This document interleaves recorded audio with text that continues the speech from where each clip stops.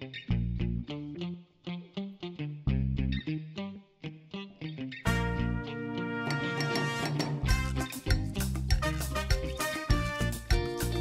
pemirsa, kembali dengan saya Deddy Kurniawan dalam YouTube channel saya Call Deku Request, di mana saya Deku seperti biasa menjelaskan, mendemonstrasikan, mereview berbagai aplikasi menarik yang dapat digunakan dalam proses pembelajaran bahasa Inggris. Nah, jika Anda sudah menonton video saya sebelumnya, ya, ini adalah video ke-7 tentang H5P khususnya untuk Lumi berbasis kuis. Jadi hanya kuis saja saya perlu membuat 7 video yang berbeda, karena memang untuk satu sub aplikasi kuis pada Lumi itu kita bisa memiliki sekitar 6 macam kuis ya. Jadi cukup panjang dan semoga Anda masih tetap setia menonton sampai sekarang. Nah, pada video kita terakhir itu kita sudah mencoba untuk menghasilkan beberapa bentuk soal kuis ya, dengan hanya menggunakan Lumi Quiz ya, sub aplikasi kuis pada Lumi.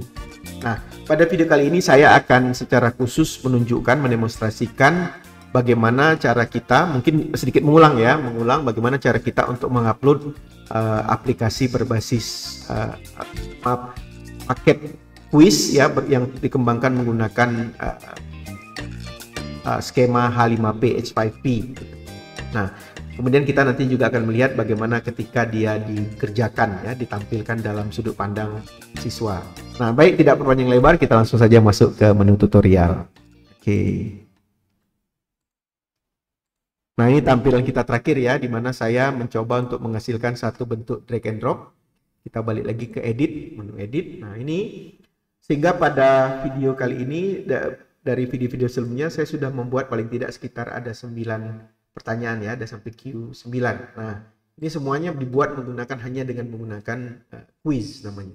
Oke. Nah, mungkin kita sudah siap dengan materinya, tinggal beberapa hal lagi mungkin yang bisa kita lakukan ya, mungkin untuk mengedit tampilannya. Kalau Anda perhatikan di sini kita sebenarnya bisa menambahkan background, tetapi memang saran saya kalau memang mau menambahkan background, sebaiknya menggunakan background yang warnanya mungkin putih saja atau abu-abu ya, jangan terlalu banyak, jangan terlalu meriah karena nanti akan mengganggu teks. Oke, kemudian di sini kita bisa menggunakan progress indicator, jadi sudah sampai nomor berapa bisa menggunakan dots. Kalau kita tampilkan di view tadi misalnya ya, ini ada dot seperti ini menunjukkan progresnya. Metode lainnya menggunakan tekstual, jadi tinggal klik tekstual kemudian view ya, seperti ini ya, jadi number 1 of 9 misalnya seperti itu ya. Nah, ini dipersilakan menggunakan sesuai dengan kebutuhan. Kemudian kalau kita punya pass percentage ya, jadi misalnya kuis ini dianggap lulus kalau sudah sampai berapa persen minimal jawaban benarnya gitu ya. Nah, ini contoh yang bisa kita rubah. Nanti di bagian bawahnya kita juga bisa melihat beberapa pilihan. Salah satunya di sini misalnya disable backwards navigation. Ini kalau kita centang berarti siswa itu harus mengerjakan soal satu persatu dari awal sampai akhir, tidak boleh mundur ke pertanyaan berikutnya. Mungkin kalau saya mungkin tidak dicentang saja ya, supaya bisa fleksibel, bisa pindah ke sana sini. Kemudian di sini kita bisa mencentang randomized batch ya, randomized questions, yaitu kalau kita ingin soalnya tidak berurutan nomor 1 sampai berapa. Tadi kan kita lihat misalnya ada Q1 sampai Q9. Kalau mau di random bisa juga ya, mungkin kita coba aja dengan randomize di sini. Kemudian number of questions to be shown. Nah, ini menarik karena dengan menggunakan model seperti ini kita bisa membuat bank soal. Katakanlah misalnya saya punya satu file yang punya 20 soal, tetapi saya hanya munculkan 10 saja. Artinya apa? Artinya kalau dikerjakan berikutnya lagi itu nanti bisa hanya muncul sesuai jumlah yang ditentukan tadi dan bisa acak gitu. Jadi pengalaman belajarnya setiap datang berbeda gitu. Ini mungkin bagus juga kalau mau dicoba ya. Nah, kemudian mungkin yang saya ingin jadikan perhatikan di sini adalah bagian setting di sini. Kita lewat aja sedikit yang finish ya. Di bagian finish ini ada beberapa tombol centang ya, yang mungkin kita bisa pertimbangkan. Misalnya display result ya, kalau kita ingin menampilkan hasil, ini saran saya dicentang saja. Jadi siswa tahu berapa benar berapa salah gitu ya. Kemudian yang display solution button ini tergantung. Kalau kita ingin menjadikan ini pembelajaran, maka mungkin biasanya kita biarkan solution button-nya muncul, sehingga kalau tidak tahu jawabannya mereka bisa cek, ya. Tapi kalau ini ingin dijadikan semacam ujian, ya, supaya betul-betul ada apa namanya itu, ada penanda bahwa oh ini ngerti tidak ngerti, ya. Ini biasanya kita matikan saja centangnya.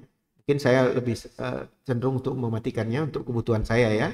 Kemudian display retry button juga sama. Jadi dengan mematikan centang di sini, maka tidak akan ada tombol solution dan retry seperti yang kita tunjukkan pada video-video sebelumnya, gitu ya. Nah, kemudian yang lain-lainnya, misalnya kita bisa membuat range, ya. Misalnya kalau benarnya 0 sampai 50 misalnya kita buat saja ya 0 sampai 50 itu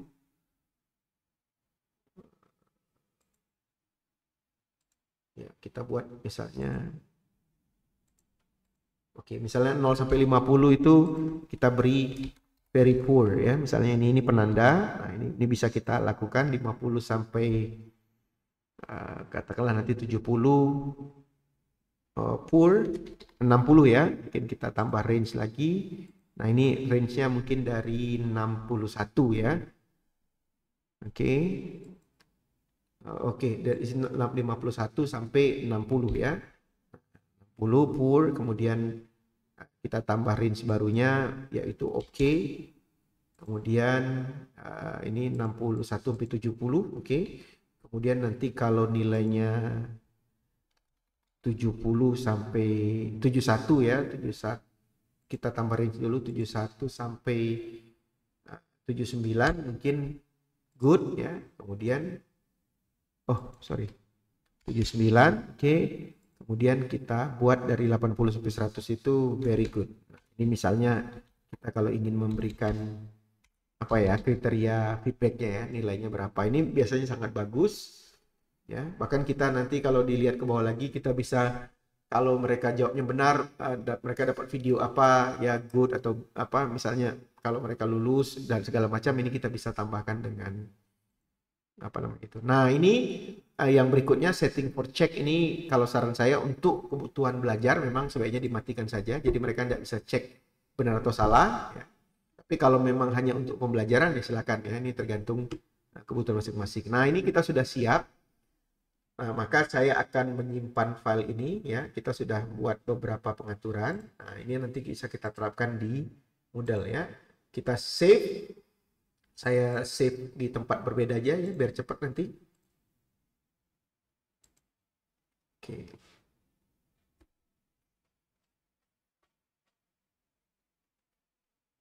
Sebentar, dia sedang berproses. Oke, save-nya sudah selesai. Kita save as saja, kita save ulang, save as.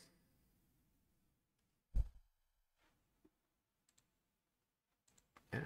Kemudian kita kasih nama di save as-nya. Ya, mungkin tidak bisa ditampilkan di sini, ya. Kita kasih nama misalnya quiz 1, ya. Nah, saran saya sebenarnya kalau kita menyimpan file-file seperti ini, ya, cenderungnya jangan menggunakan spasi. Jadi kalau Anda butuh spasi, mungkin bisa menggunakan underline. Ini biasanya untuk menghindari terjadi apa-apa. Nah, kita sudah siap, filenya sudah kita simpan. Nah, namanya tadi adalah quiz 1. Sekarang saya akan masuk ke menu Moodle, ya. Kita buka Moodle kita. Kita akan login terlebih dahulu, ya. Nah, saya akan tunjukkan bagaimana ketika dia sudah diupload ke Moodle, kemudian bagaimana tampilan quiz yang dibuatnya. Nah, nanti Anda juga boleh menonton video saya nomor 2 kalau tidak salah, tentang H5P, di mana saya sudah membuat apa namanya itu tutorial bagaimana cara menguploadnya. Tapi dalam video kali ini kita akan ulangi sedikit, ya, supaya mungkin lebih paham juga, ya. Nah, kita klik masuk ke kelas yang kita inginkan.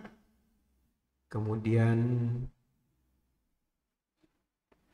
ya, sudah siap. Nah, ini kita akan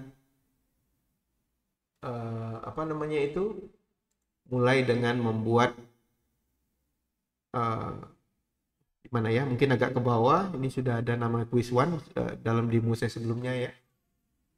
Oke, Kita hidupkan mode edit dulu. Ini mungkin bagi yang sudah mulai lupa, ini adalah tampilan Moodle versi 4 ya. Mungkin agak berbeda untuk Moodle versi 3 dan bisa ditonton di video-video saya yang sebelumnya. Nah, di sini kita sudah siapkan, saya akan masukkan di bagian sini saja, week 6, kita klik add activity. Ya, kemudian saya pilih H5P. Ya, ini simbolnya ini. Nah, kemudian kita kasih judul ya, mungkin kita kasih aja combo quiz ya, karena kombinasi dari berbagai bentuk soal ya. Judul, deskripsi boleh tambah boleh tidak, itu pilihan, silakan. Kemudian yang penting di sini bagian package file, ini kita klik tombol add-nya, kemudian kita gunakan metode upload ya, karena filenya masih tersedia di komputer, belum diupload. Kemudian kita cari filenya mana ya. Oke, kayaknya yang ini quiz 1 ya. Ini. Udah kita upload. Oh, too large katanya. Oke, kayaknya saya akan backward sedikit. Saya akan balik ke setting sebentar ya. Kita tinggalkan dulu.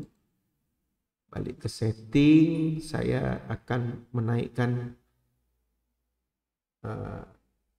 ukuran uploadnya. Oke. Oh ini. Ya. Oke, kita besarkan aja. Saya tidak tahu berapa besar ukurannya tadi. Mungkin cukup lumayan ya. Oke, sekarang kita ulangi. Sudah dalam mode edit, klik add activity. Kemudian kita pilih ini resources activities di sini ya. Ini sengaja saya filter. Nanti Anda bingung kok hilang gitu ya. Yang lain ada ya. Ini kita klik H5P. Kemudian H5P combo ya, kita kasih nama H5P combo quiz ya. Kemudian di bagian package-nya kita ulangi proses tadi ya, klik upload file, choose file, kemudian saya akan pilih yang ini tadi. Sudah, saya tinggal klik upload. Nah, tergantung ukuran filenya ya.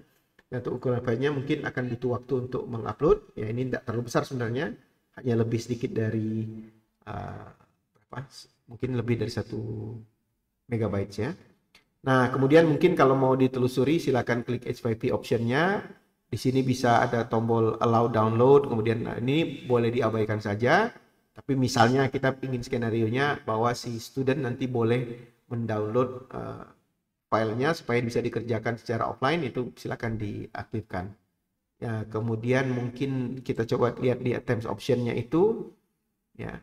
Nah, di sini ada enable attempt tracking, ini harusnya di-yes-kan supaya nanti nilainya bisa direkam ya. Kemudian di sini ada grading method, misalnya kita memberikan kesempatan silakan kerjakan kuisnya sebanyak-banyaknya. Nanti kita pilih nilai, misalnya nilai tertinggi. Nah, ini di sini kita pilih highest grade. Oke. Nah, ini udah selesai kira-kira tampilannya, kita tinggal klik save and display ya. Langsung saja kita lihat, kita display.